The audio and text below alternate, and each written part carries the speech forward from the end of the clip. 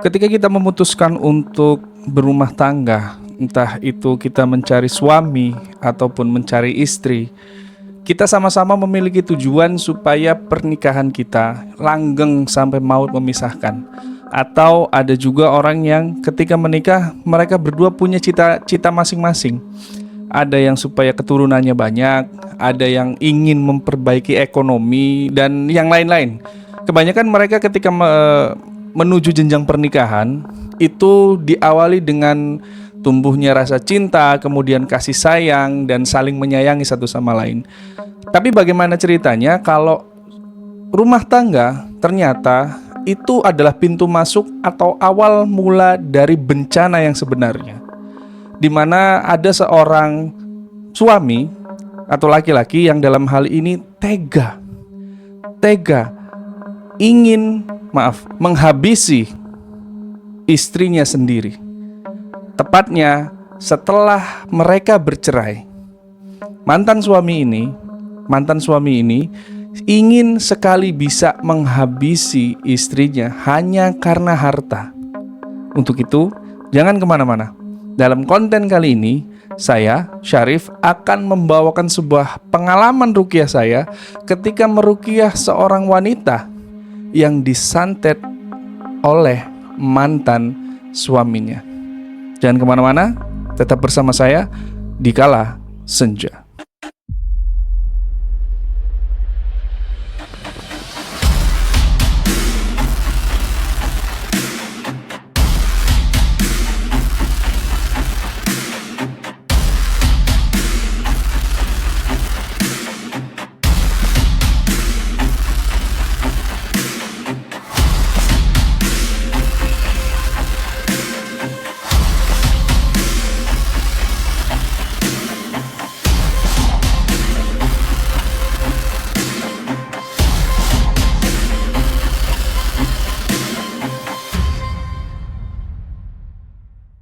Oke, assalamualaikum warahmatullahi wabarakatuh.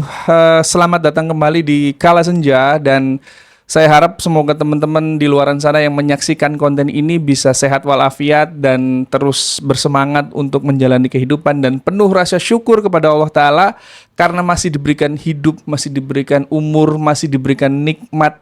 Yang sakit semoga Allah Ta'ala mudahkan untuk kesembuhan, dan yang sembuh semoga Allah kuatkan iman Islamnya. Amin ya robbal alamin. Nah, dalam konten kali ini saya ingin berbagi pengalaman dan kisah, terutama untuk yang nonton, ibu-ibu, mbak-mbak yang menikah, ya. Karena ini subtemanya adalah ketika saya meruqyah salah seorang wanita, ya, salah seorang wanita usia sekitar 27 tahun, ya, masih muda banget. Di mana wanita ini disinyalir disantet oleh mantan suaminya karena urusan harta, ya. Tapi sebelum saya masuk ke cerita, saya pengen disclaimer dulu nih buat teman-teman. Di beberapa komentar saya lihat ada yang bilang, mana Mas Syarif katanya mau menyajikan ruqyah on spot gitu, atau di lokasi, ataupun buktinya mana. Sekali lagi saya bilang, saya sendiri ketika melakukan proses ruqyah. Jadi untuk mengambil dokumentasi itu repot, apalagi ketika saya sambil membacakan ayat, dan dengan kerepotan yang seperti itu saya nggak bisa memberikan ini handphone kemudian sambil nge-record gitu, nggak bisa. Beda kayak ustadz-ustadz yang lain, kalau mereka kan ada timnya gitu kan, ada kameramen, ada yang ngatur tempatnya seperti apa. Kalau saya enggak, saya one man show aja gitu, one man show. Peruqyah yang datang kemudian menanyakan kondisinya seperti apa dan langsung mengeksekusi. Jarang banget saya ngambil dokumentasi, kecuali yang berkaitan dengan benda-benda sihir ataupun jimat-jimat seperti itu. Karena di sisi lain saya juga menghormati privasi pasien itu. Karena beberapa video ataupun kisah yang pernah saya bawakan itu ada yang bocor. Maksudnya bocor itu ada tetangganya yang tahu kalau itu ternyata pasiennya ya tetangganya dia, kemudian ya akhirnya saya nggak enakan gitu. Sebenarnya itu juga nggak masalah, cuman saya nggak enakan, saya yang ditegur gitu. Nah, insya Allah. Tapi kalau nanti next, kalau channel ini sudah besar dan saya bisa nge-hire kameramen ataupun nge-hire tim, insya Allah saya akan buat yang namanya meruqyah on the spot plus dokumentasi kayak Ustadz Faizar misalkan atau yang lainnya gitu. Insya Allah bisa. Kalau sekarang saya one man show gitu, makanya ayo subscribe, like, share sebanyak-banyaknya biar saya lebih semangat dan biar bisa buat nge-hire kameramen gitu, biar bikin kualitas kontennya lebih proper dan lebih seru kalau langsung di lokasinya gitu. Nah, mungkin itu dulu ya disclaimer-nya, dan sekarang kita masuk ke ceritanya.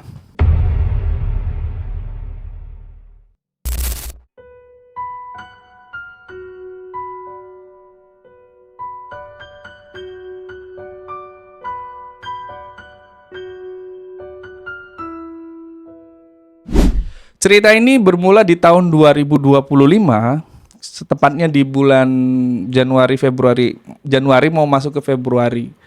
Di mana waktu itu saya mendapatkan WhatsApp masuk, dan WhatsApp itu langsung to the point. Assalamualaikum warahmatullahi wabarakatuh. Maaf Mas Harif, saya mau minta tolong.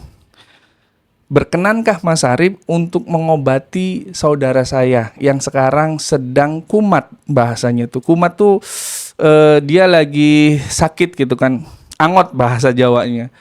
Kemudian saya tanya, Waalaikumsalam, maaf ini dengan siapa dan dari mana? Biasanya pertanyaan itu saya sering banget lontarkan kepada orang-orang yang baru WA ataupun DM masuk ke IG. Kemudian dijawablah, namanya ini gitu kan. Saya nggak bisa sebut namanya, dan nggak penting juga karena itu hanya sekedar orang yang mempertemukan saya dengan pasien ini. Dia menyebutkan nama saya ini, saya dari sini, dan sininya itu sekitaran saya masih di daerah Indramayu, Cirebon, Subang gitu-gitu kan. Pokoknya 3 kota itu. Jadi dia itu minta tolong untuk ngobatin saudaranya. Saya dapat nomornya Mas Harif itu dari IG. Nah, makanya teman-teman buat yang belum follow IG saya, ini IG saya di bawah gitu kan. Saya dapat nomor Mas Harif dari IG dan saya minta tolong untuk bisa mengobati saudara saya, Mas. Saya nanya, memangnya kenapa Mbak saudaranya? Kemudian izin Mas untuk mengirimkan video. Boleh? Boleh, saya bilang. Kemudian dikirimlah video itu. Dan videonya seperti ini.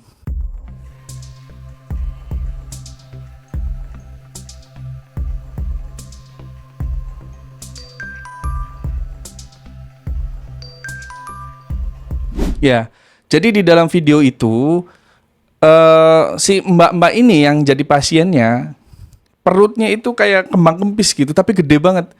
Biasanya kan kalau orang bernafas, kita nih kalau bernafas kan naik turunnya itu perutnya ya nggak terlalu besar ya. Tapi ketika saya lihat di video itu ya, perutnya itu kembang kempisnya tuh ini over gitu, terlalu besar. Ketika saya memperhatikan itu, Mbak, ini kenapa?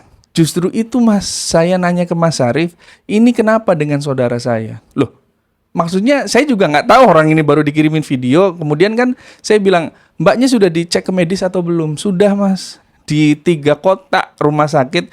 Dan dokter bilangnya tuh ya nggak ada apa-apa gitu, baik-baik saja. Bilangnya itu cuman karena mah. Ya, bilangnya cuman karena mah. Tapi kalau mah, ya nggak begitu. Reaksi penyakit mah itu nggak sampai bikin kembang kempis segitu gedenya. Ketika saya ngomong seperti itu, kemudian ditimbali lagi sama si mbaknya itu dia Mas, saya juga bingung katanya. Mah tuh nggak sampai begini. Saya juga sama Mas kena mah, tapi nggak sampai seperti itu. Kemudian saya tanya, kapan waktunya ketika terjadi hal seperti itu? Biasanya hal itu terjadi setelah habis Isya sampai malam. Tapi kalau pagi, siang, sore itu nggak seperti itu. Jadi hal terjadi kembang kempisnya itu kalau malam doang. Setiap habis Isya pasti seperti itu. Oke, saya notice kan di kepala. Kemudian saya tanya lagi, ketika terjadi hal-hal seperti itu, maksudnya perutnya kembang kempis, apakah si saudaranya mbaknya ini kesakitan? Iya Mas, kesakitan. Jadi perutnya itu kayak ada yang neken, kayak diperes gitu kan. Wah, ini kalau di medis sudah tidak terdeteksi, kemudian di beberapa rumah sakit juga tidak bisa terdeteksi, berarti ini fix gitu kan. Bukan berarti langsung saya vonis ini sihir ya enggak, tapi bisa jadi gangguan jin atau nasab atau apapun itu. Tapi saya belum bisa memastikan dalam kepala saya. Akhirnya saya bilang, ya udah Mbak, insya Allah besok saya ke situ karena urgent dan WA-nya malam gitu kan. Besok saya ke situ, terus dikasihlah Sherlock. Akhirnya besok paginya saya OTW ke situ.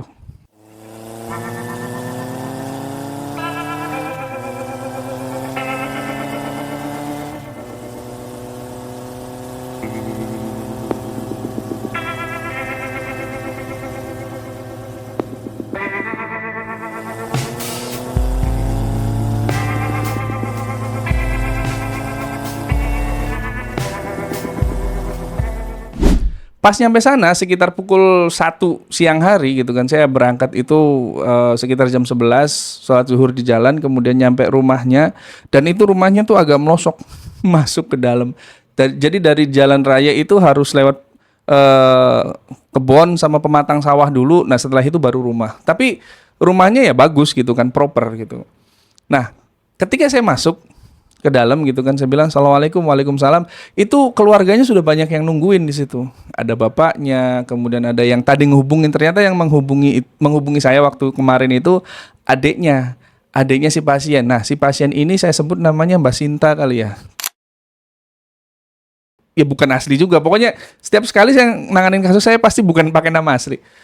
Ini saya sebut namanya Mbak Sinta. Jadi ketika saya datang masuk, duduk di ruang tamu disambut bapaknya, ibunya, kemudian Mbak Sintanya, adeknya yang hubungin saya, dan omnya, adeknya bapaknya.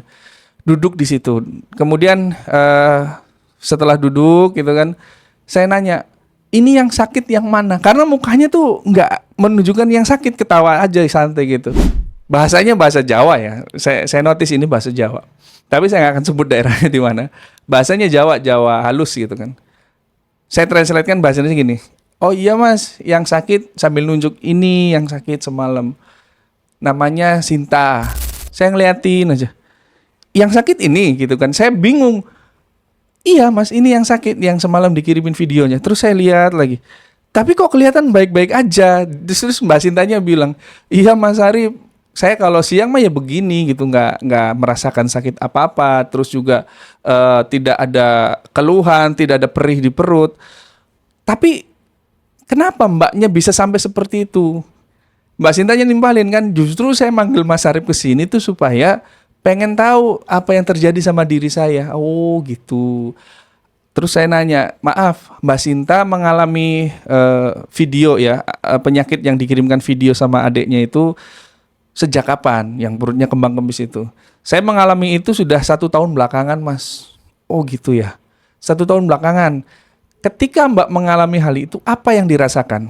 Itu kayak perutnya diperes gitu. Jadi pertama kayak orang mules.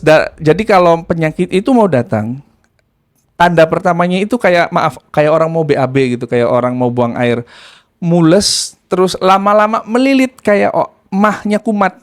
Melilit, akhirnya napasnya tuh sesak. Setelah melilit, perutnya melilit ya, rasa melilit seperti itu, kemudian nyerangnya ke pernafasan. Jadi nafasnya saya itu naik turun. Biasa normal itu kan nafas kan dari hidung ya, dari hidung hirup, kemudian mengeluarkan bisa lewat mulut atau lewat hidung lagi. Kalau ini enggak, dari hidung tuh nggak bisa ngambil napas.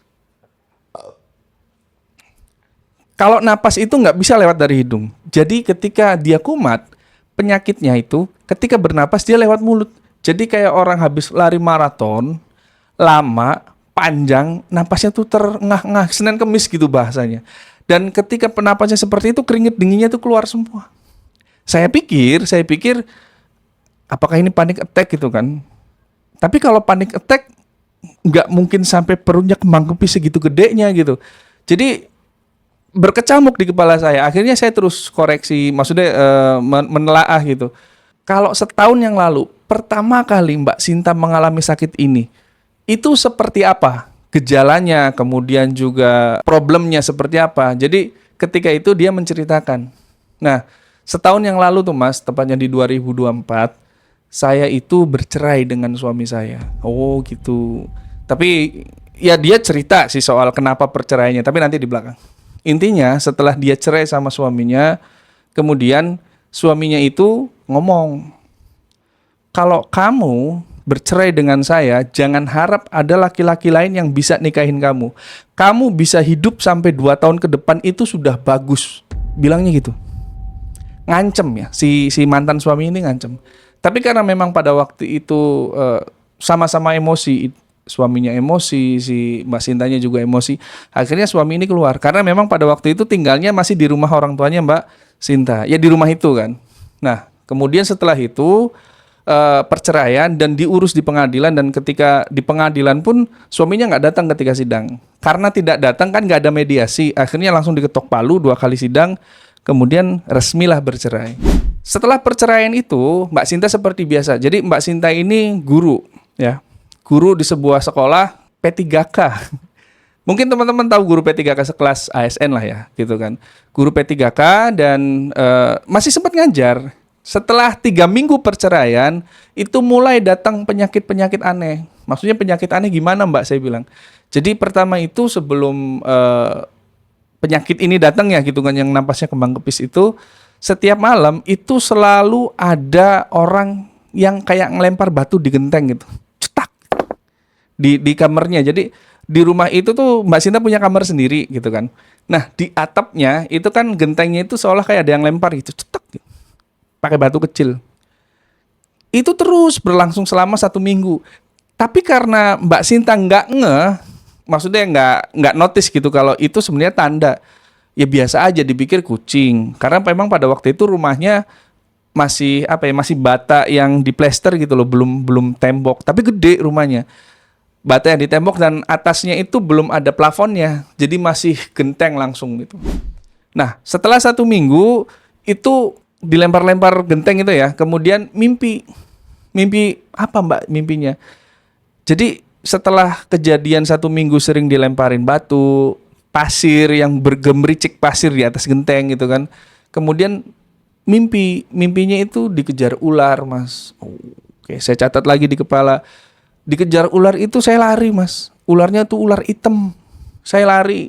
Sempat beberapa kali mimpi dikejar ular itu gigit kaki saya.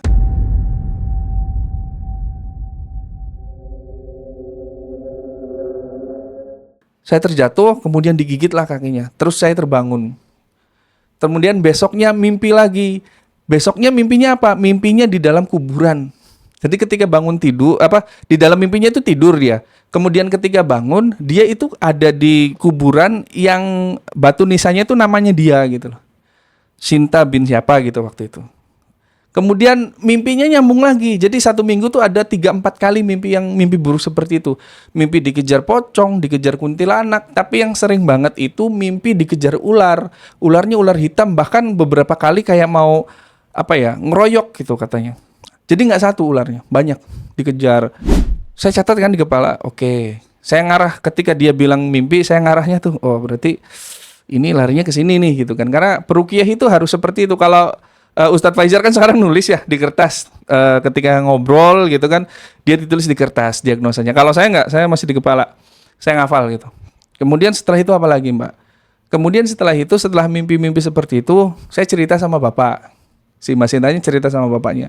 Kemudian bapaknya, sayangnya nih ya, bapaknya ini manggil orang pinter, ya orang pinter di kampung itu kan, manggil orang pinter yang ada di kampung itu, di daerah itu.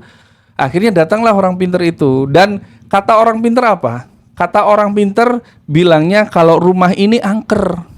Rumah yang ditempati keluarganya Mbak Sinta itu, katanya dulu itu adalah kerajaan setan atau kerajaan jin yang tanahnya dibikin jadi rumah. Akhirnya mereka nggak terima, marah-marah gitu. Akhirnya neror. Tapi jadi pertanyaan adalah kenapa cuma Mbak Sinta yang diteror? Kenapa nggak keluarganya? Kan di situ ada bapaknya, ada adeknya gitu kan, ada ibunya. Kenapa nggak mereka juga diteror? Nah kemudian orang pintar itu melakukan yang namanya ritual pembersihan. Ritual pembersihan ya biasa gitu kan, dukun-dukun sok agamis gitu. Penampilannya kayak ustadz, pakai sorban, kemudian juga pakai sarung, bawa santri gitu kan. Tapi saya pastikan itu dukun. Kenapa saya pastikan itu dukun? Karena setelah melakukan ritual pembersihan yang katanya dengan air disiram-siram, mirip-mirip ruqyah gitu kan, tapi airnya itu harus ditetesin dengan darah ayam cemani.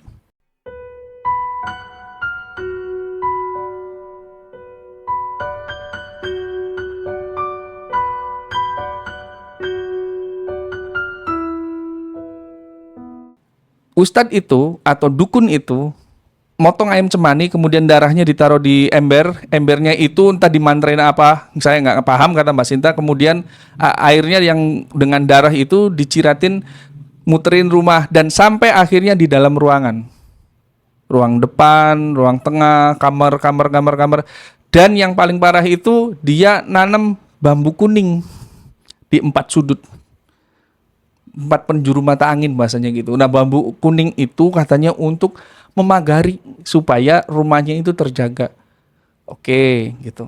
Tapi setelah melakukan ritual itu semua dan memanggil orang pintar itu, 3 harinya kejadian lagi. Malah ini lebih parah. Nggak cuma di mimpi, tapi terdengar suara yang manggil namanya Sinta dari kamar di atas. Suaranya itu seperti, kalau orang Jawa ya bilangnya buta, kalau orang Indramayu. Tapi kalau kata orang Jakarta atau mungkin general di Indonesianya itu Gondorwo kali ya. Jadi manggil namanya gitu, Sinta. Itu hampir tiap malam diteror. Seperti itu. Dari atas sumber suaranya, Mas. Oke, dari atas gitu. Kemudian saya tanya, katanya tadi dibersihkan gitu sama si orang pintar itu. Tapi kok kenapa masih tembus? Saya bilang masih ada gangguan. Saya nggak ngerti, Mas, kata Mbak Sintanya. Terus bapaknya tuh nyeletuk, katanya ayam cemaninya kurang, Mas, dan harus dikasih sesajen. Oh gitu. Ya, terus 1 minggunya datang lagi lah orang itu. Dipanggil lagi kan sama orang tuanya. Bapaknya ini memang apa ya, dibilang polos ya memang polos, maksudnya nggak ngerti, nggak paham bahwa yang seperti itu kan memang tidak dibenarkan ya. Dipanggil lagi, bilangnya, Pak, yang kemarin setelah dilakukan pembersihan ternyata masih ada gangguan. Nah, ketika kita sebagai orang awam ya mengadu hal-hal yang seperti itu kepada orang pintar atau dukun ya, atau uskun, ustadz dukun itu, ya justru malah lebih enak buat mereka. Kita dijadikan ATM berjalan, duitnya banyak gitu kan, ngalir terus. Akhirnya si dukun itu atau ustadz dukun itu bilang, wah ini kayaknya setannya lebih kuat. Akhirnya minta dilakukan ruwatan.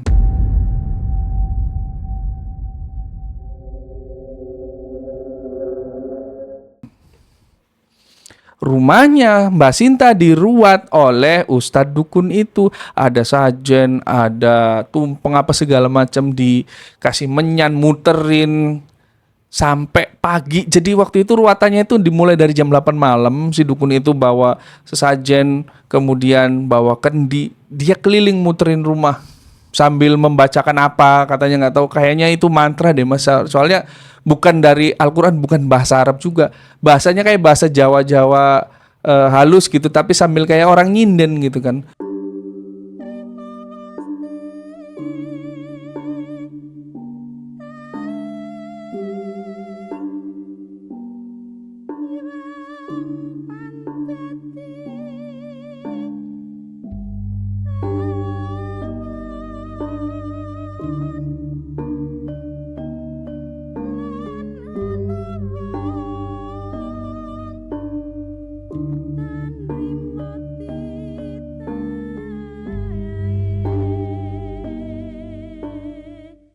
Setelah selesai sampai subuh, kemudian si uskun itu bilang, Pak, saya jamin setelah ini rumah Bapak bersih, karena saya sudah menaruh anak buah saya, anak buah gitu kan, di setiap sudut ini supaya menjaga rumah Bapak supaya tidak dikerjain lagi.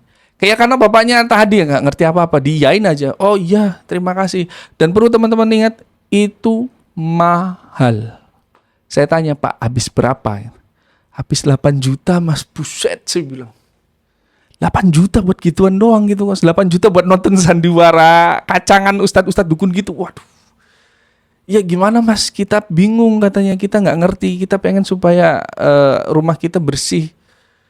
Dari situ saya, ini kok yang jadi target yang sering diganggu kenapa cuman Sinta? Saya tanya sama bapak ibunya sama adanya, apakah bapak ibu pernah diganggu suara-suara ini? Enggak, katanya.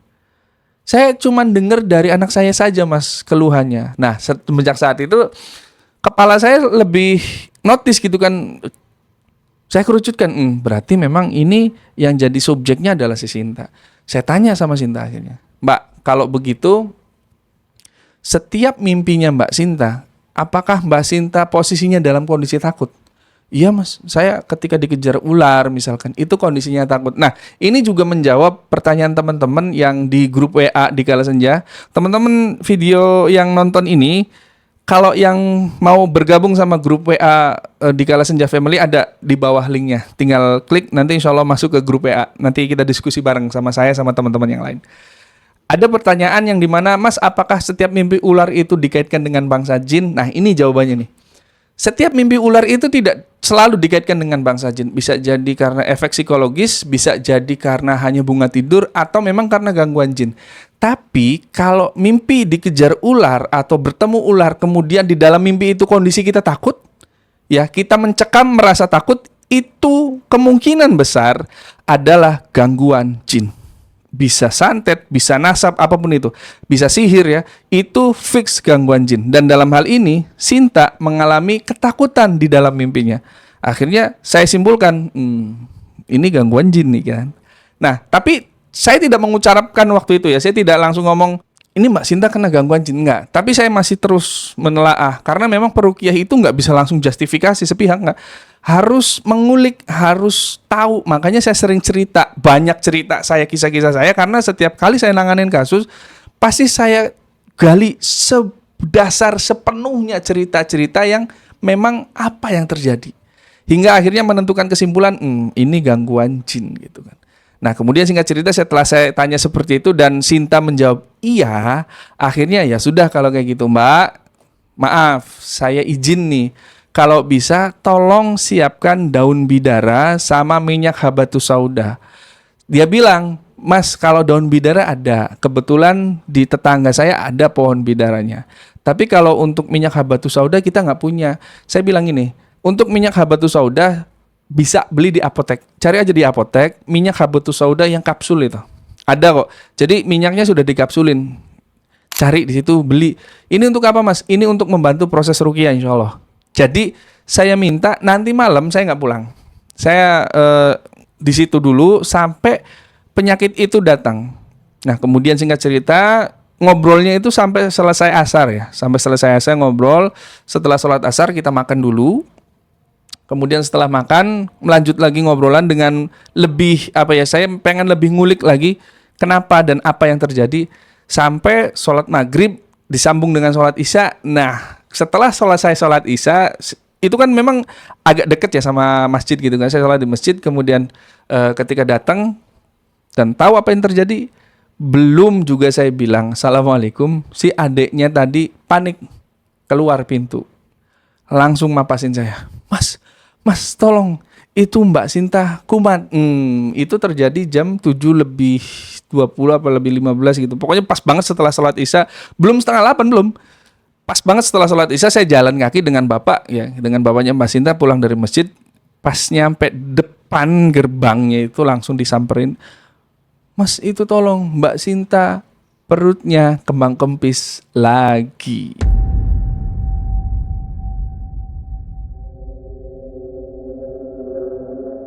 Kemudian saya langsung masuk kan. Ketika saya masuk, lihat kondisinya Sinta itu terkapar di kasur sambil ngeliatin perutnya. Namanya gini, perutnya maju mundur kembang kempis gitu perutnya. Wah ini langsung kelihatan banget di depan saya gitu kan. Akhirnya gini, Mbak tolong saya minta sarung tangan yang kemarin saya minta. Jadi kemarin itu ketika kita WA saya minta Mbak siapin sarung tangan yang hitam, sarung tangan kain atau sarung tangan motor. Kemudian diambilkan. Ketika diambilkan, saya minta juga Mbak tolong siapin air sama daun bidara yang tadi siang saya minta plus minyak habatus saudahnya. Iya mas. Nah ketika semuanya sudah diambilkan, saya wudhu gitu kan ke belakang, saya ambil wudhu lagi. Kemudian saya pakai sarung tangannya, saya minta adiknya Mbak itu tolong daun bidarnya ambil 21 lembar. Ya 21 lembar daun dipotekin gitu kan. Kemudian diulek, kalau pengen cepet diuleknya dikasih garam. Tapi ingat ini bukan garam ruqyah ya, garam ini cuman membantu supaya cepat lembut gitu kan. Diulek, setelah selesai, ini mas udah selesai. Saya masih memperhatikan si Sintanya karena perutnya kembang kempis gitu kan. Yang tadi bidaranya itu dimasukkan ke dalam bejana, di dalam baskom. Kemudian yang tadi tangan saya kan pakai sarung tangannya. Saya copot sarung tangan kanan saya, kemudian tangan kanan saya bikin air ruqyah di situ. Nih buat teman-teman yang masih penasaran dan nanya, "Mas, bikin air ruqyah gimana caranya?" Saya kasih tahu sekarang, dicatat supaya teman-teman juga belajar plus nanti bisa diaplikasikan di rumah. Ambil air, bila perlu yang tadi, kalau ini kasusnya sihir, saya pakai daun bidara plus minyak habatus sauda. Daun bidaranya 21 lembar. Berapa Mas? Terserah sih berapa aja, tapi saya suka ganjil. Saya niru dari Ustadz Faizar, hafizahullah ta'ala, semoga Allah jaga beliau. Saya niru dari beliau, ngambil 21 lembar, kemudian diulek setelah lembut, taruh di air, kasih minyak habatus sauda, kemudian tangan kanannya sambil diaduk-aduk ini. Ya. Sambil diaduk-aduk, nyemplung di bejananya itu, di baskomnya itu sambil dibacakan. Yang pertama surah Al-Fatihah, Al-Ikhlas 3 kali, Al-Falaq 3 kali, An-Nas 3 kali, dan ayat kursi 1 kali. Setelah setiap kali selesai baca ayat atau baca surah itu ditiupkan, ya, biar lebih powerful. Tiupnya 3 kali. Contoh, A'udzu billahi minasyaitonir rajim. Bismillahirrahmanirrahim. Alhamdulillahi rabbil alamin. Ar-Rahmanir Rahim. Maliki yaumiddin. Iyyaka na'budu wa iyyaka nasta'in. Ihdinas siratal mustaqim. Siratal ladzina an'amta 'alaihim ghairil maghdubi 'alaihim waladdallin. Amin. Saya tiupkan. Ya, diaduk. Itu setelah tiupnya 3 kali. Diaduk. Kemudian baca surah Al-Ikhlas 3 kali. Pokoknya setiap selesai baca surah ditiupkan 3 kali. Sampai yang terakhir itu ayat kursi. Setelah itu selesai nih. Ya, teman-teman nanti bisa catat dan bisa praktekkan sendiri. Setelah selesai saya siapin di sini di sebelah kanan. Kemudian saya datengin si Sintainya itu. Saya datengin, dianya namanya gini. Sambil ngeliatin ke saya, "Mas, tolong saya," gitu, sambil terpengah-pengah. "Tolong saya, Mas." "Iya, Mbak. Iya, Mbak." "Mbak, tenang, kalem." Ya padahal saya tahu itu nggak akan bisa tenang gitu, tapi untuk ngadem-ngademin. Saya dalam hati, wah, jangan panik. Karena waktu itu juga saya sempat panik gitu. Kenapa? Karena saya baru pertama kali ngelihat efek sihir atau santet yang seperti itu langsung di depan mata saya, pas. Biasanya kan sakit apa segala macam. Kalau ini napasnya tuh udah kayak orang mau putus gitu. Akhirnya saya bilang, "Mbak, kalem, santai." Kemudian saya bacakan, saya pegang ininya, kan saya pakai sarung tangannya, insya Allah gitu kan, aman. Saya pegang jidatnya gini. Saya bacakan, Bismillah, Bismillah, Bismillah. A'udzu bikalimatillahit tammati min syarri ma khalaq. A'udzu bikalimatillahi tammati min syarri ma khalaq. A'udzu bikalimatillahi tammati min syarri ma khalaq. Bismillahilladzi la yadurru ma'asmihi syai'un fil ardi wala fis samai wa huwas samiul alim. Saya baca itu 3 kali semua. Kemudian dalam hati, ya Allah, semoga dengan bacaan Quran ini saya bisa membantu saudara saya yang terkena gangguan jin. Saya dalam hati kan kayak gitu, dengan niat seperti itu. Jadi buat teman-teman, kalau tadi ada yang nanya, ketika mau meruqyah, adakah bacaan niat khusus untuk meruqyah? Nggak ada. Nggak pakai usoli, nggak ada. Langsung bismillah gitu kan dalam hati. Kemudian saya bacakan surah Al-Fatihah. Kenapa saya selalu pakai Al-Fatihah? Karena itu adalah surah yang paling powerful untuk meruqyah. Yang penting tartilnya benar, kemudian bacaannya juga tepat. Dan teman-teman yang pengen menggeluti ruqyah harus belajar tahsin. Ya, tahsin itu bacaan kita supaya benar. Kemudian lanjut, saya bacakan di sini, saya tempelin tangan saya di sini. A'udzu billahi minasyaitonir rajim. Jadi lebih dikencangin suaranya, lebih dilantangkan. Bismillahirrahmanirrahim. Alhamdulillahi rabbil alamin. Nada itu biasanya saya pakai ketika saya jadi imam sholat. Saya praktekkan di situ dan dia langsung menjerit. Kakinya itu kayak nendang-nendang sesuatu. Wah, teriak-teriak dia. Itu dijagal ya, maksudnya dipegangin sama bapaknya, sama omnya, sama saudara-saudara di situ. Wah, menggeliat dia. Saya terus tekan gini, baca Al-Fatihah, Al-Ikhlas, Al-Falaq, An-Nas, Al-Zalzalah, Al-Jin, saya keluarin semua gitu kan. Terus akhirnya ketika nyampe di surah Al-Jin gitu kan, dia melek matanya, melotot, tapi dengan tatapan yang berbeda. Tatapannya itu tatapan marah, tatapannya itu tatapan yang kayak nggak suka sama saya. Dan suaranya berubah, tone suaranya berubah. Tone suaranya berubah itu dia, kalau feeling saya, ini sudah bukan Sinta, ini sudah entitas lain. Dan ketika saya bacakan itu terus-menerus, dia bilang, panas, tapi tone suaranya laki-laki.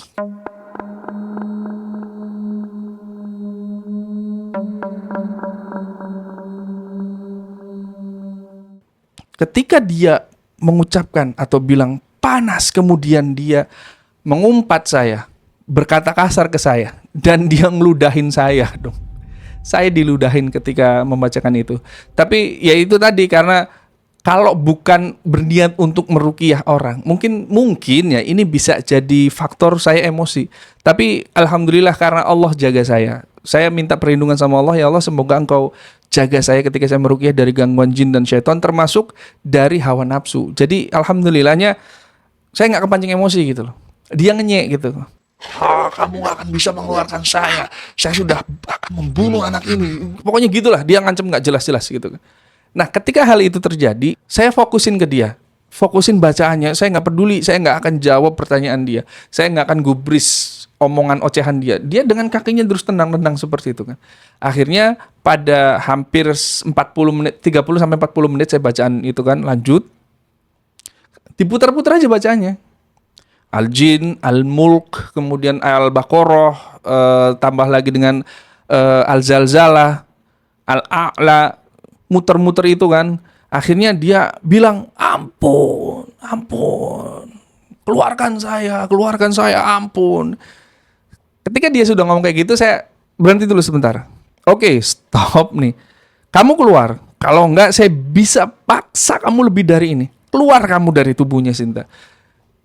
Napasnya itu masih kembang kempis ini, tapi dia bisa mengontrol tone suara seperti itu. Akhirnya saya bilang, kamu keluar. Saya nggak mau tahu kamu dari mana, yang penting keluar. Dia bilang kayak gini, saya tidak bisa keluar karena saya sudah punya perjanjian dengan orang yang mengutus saya.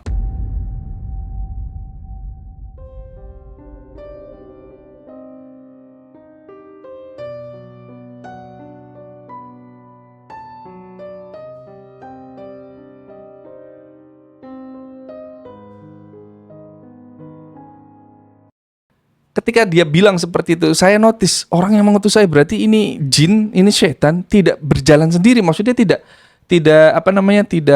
bekerja sendiri. Di mana kamu ada? Di mana kamu ada? Saya bilang, kalau kamu memang diutus sama orang, siapa yang ngutus kamu? Padahal sebenarnya pertanyaan ini juga akan nantinya timbul fitnah. Tapi saya coba pancing gitu kan. Siapa yang ngutus kamu? Kemudian kenapa kamu dimasukkan ke sini? Saya diutus oleh nyebutkan si Anu. Dan ternyata si Anu itu adalah mantan suaminya Sinta.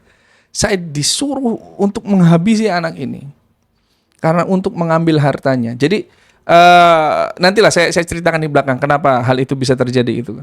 Nah ketika keluarganya mendengar si jin ngomong kayak gitu, kemudian keluarganya kompak, astagfirullahalazim, istighfar bareng keluarganya.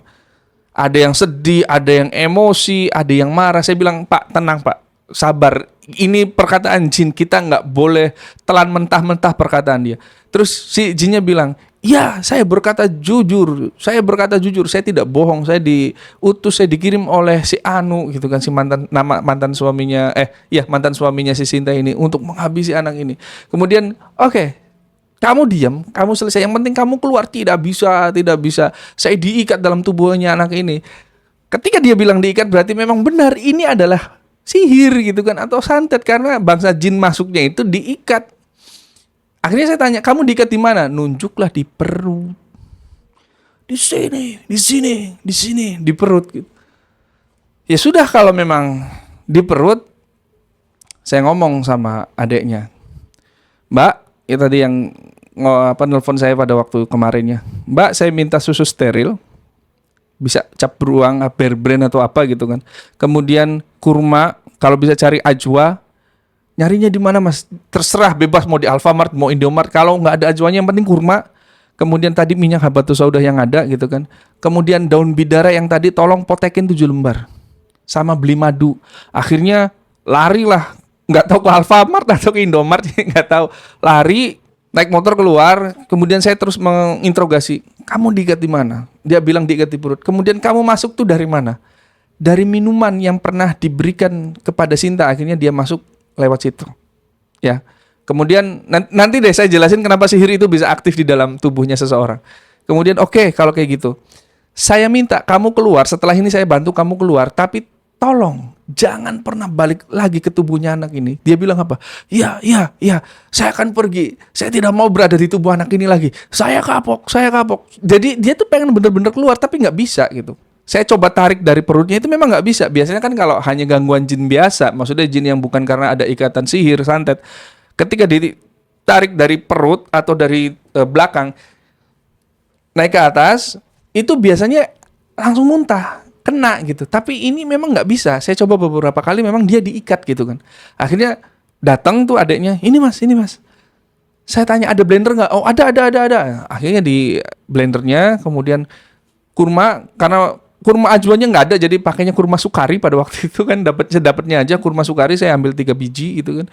Di bijinya saya keluarin, taruh di situ, kemudian madu 3 sendok, minyak habatus sauda yang kapsulnya saya guntingin gitu kan, saya ambil minyaknya 5 kapsul, kemudian susu Bear Brand pada waktu itu pakainya 2 kaleng.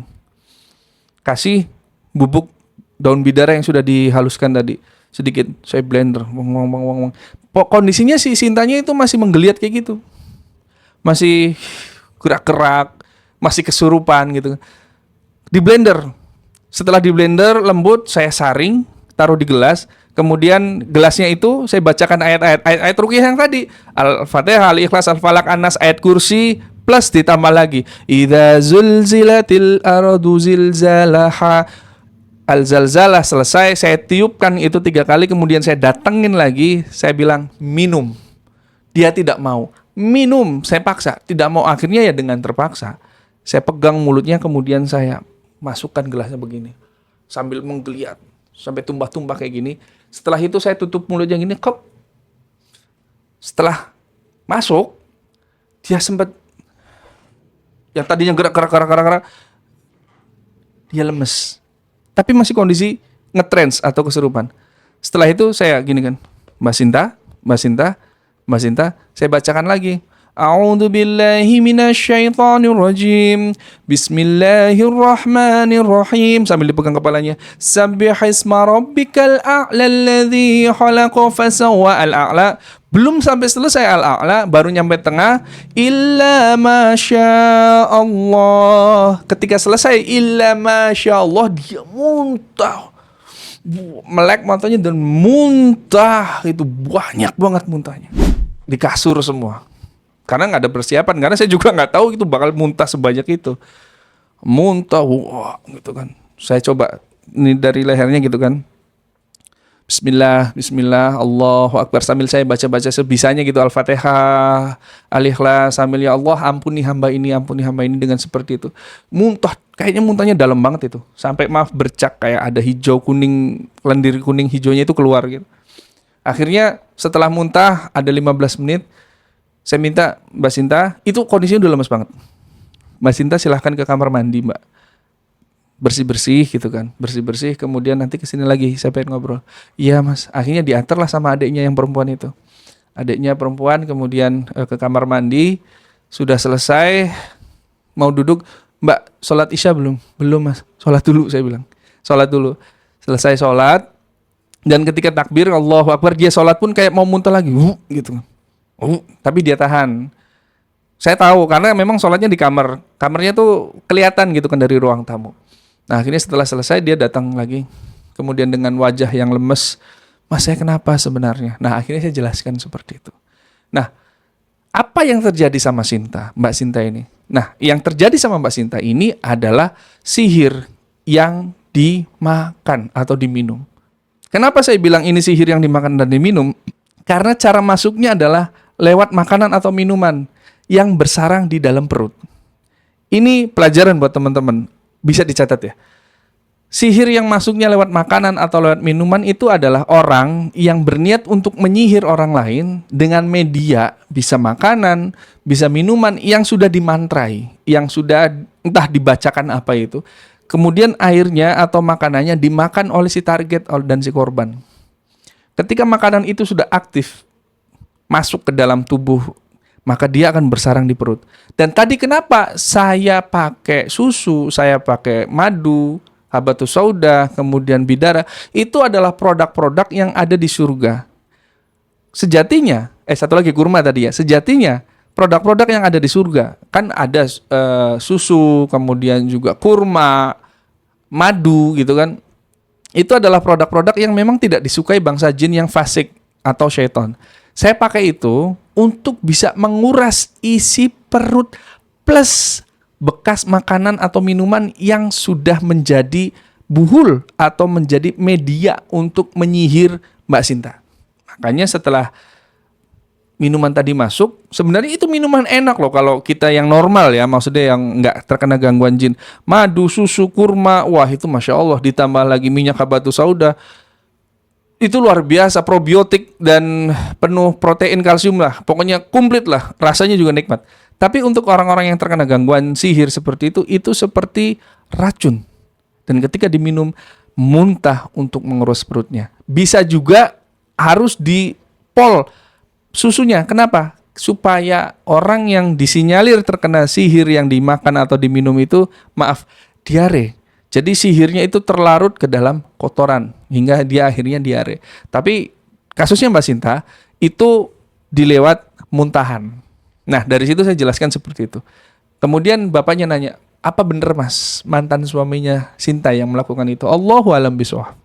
Saya tidak bisa memastikan apakah itu betul. Tapi kalaupun itu betul, anggap itu urusan dia sama Allah, urusan dia sama Tuhan. Biarin. Yang penting Sinta dalam hal ini sembuh. Kalaupun mantan suaminya melakukan perbuatan yang sangat keji itu dicatat sebagai dosa besarnya dia. Dan biarkan. Kita tidak usah balas dendam. Kita tidak usah terhasut oleh omongannya bangsa jin tadi. Itu pun kalau benar. Kalaupun itu bohong, itu bisa jadi fitnah. Ketika saya bilang itu fitnah, bapaknya nimpalin, nggak mungkin Mas. Soalnya mantan suaminya Sinta itu dulu sering mabok, sering judol gitu kan, judi online, sering utang pinjol dan kasar sama istrinya. Padahal dia tinggalnya di rumah saya gitu kan, maksudnya mertuanya, tapi dia berani ngebentak Sinta di depan saya sebagai orang tuanya. Dari situ tuh sebenarnya bapaknya itu udah sakit hati tapi nggak berani ngomong karena memang perangainya kasar mantan suaminya Sinta itu. Nah, Kira-kira apa bahan ataupun poin yang bisa kita ambil dalam kisah kali ini? Ini buat teman-teman yang nonton konten kali ini. Apapun yang terjadi dalam rumah tangga ataupun dalam bidak bahtera rumah tangga ini, jangan pernah mempunyai pemikiran ketika menikah itu akan membuat diri kita sulit. Enggak. Yang membuat diri kita sulit itu ketika kita menikah dan kita jauh dari Allah Ta'ala. Nggak cuman menikah kok, ketika kita sendirian pun tapi kondisi kita jauh dari Allah Ta'ala, itu akan sulit. Karena memang perangainya mantan suaminya Mbak Sinta ini memang dia satu nggak sholat, dia judol, dia mabuk, kemudian juga dia KDRT juga, padahal di dalam rumahnya orang tuanya gitu kan.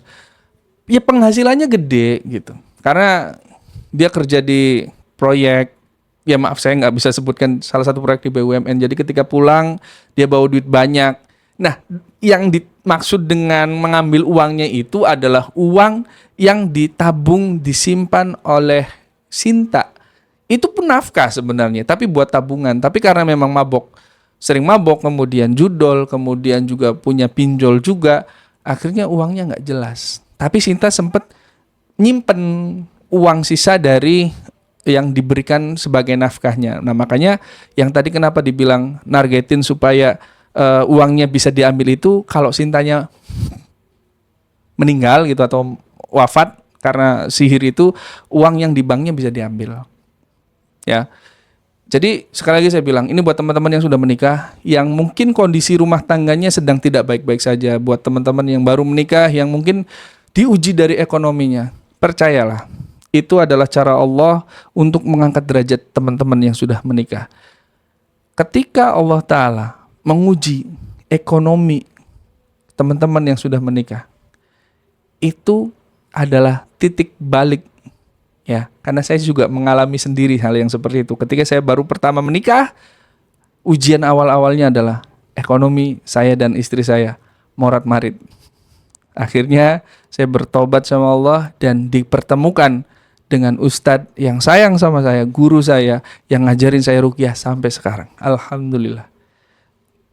Itu adalah cara Allah untuk membersihkan harta teman-teman yang mungkin ada harta haram, ada harta syubhat, ada harta orang lain yang nggak sengaja teman-teman makan. Kemudian untuk teman-teman yang sekarang menikah dan masih dalam kondisi happy-happy gitu, bertakwalah kepada Allah Ta'ala. Jadikan pernikahan ini sebagai media untuk lebih mendekatkan diri kepada Allah Ta'ala. Khususnya buat teman-teman yang laki-laki, yang suami, tanggung jawab teman-teman, tanggung jawab Anda sebagai suami jauh lebih besar daripada istri Anda. Karena Anda adalah nahkoda, supir, masinis, pilot, mau dibawa kemana rumah tangga Anda? Mau dibawa ke neraka atau surganya Allah Ta'ala. Ya, jadi mungkin itu saja yang bisa saya ceritakan dan mudah-mudahan ada ilmu, ada edukasi yang bisa teman-teman catat. Mohon maaf kalau ada salah-salah kata dan jangan lupa buat teman-teman yang belum subscribe di Kala Senja. Saya pengen targetan insya Allah bulan September nanti bisa 10.000 subscriber, ayo dong. Biar saya lebih semangat bikin kontennya dan biar saya juga bisa membayar kameramen supaya nanti kalau ngeruqyah bisa tahu mendokumentasikan. Makanya ayo dong, bantu ya. Itu saja. Nun wal qalami wa ma yasturun. Assalamualaikum warahmatullahi wabarakatuh. Bye bye.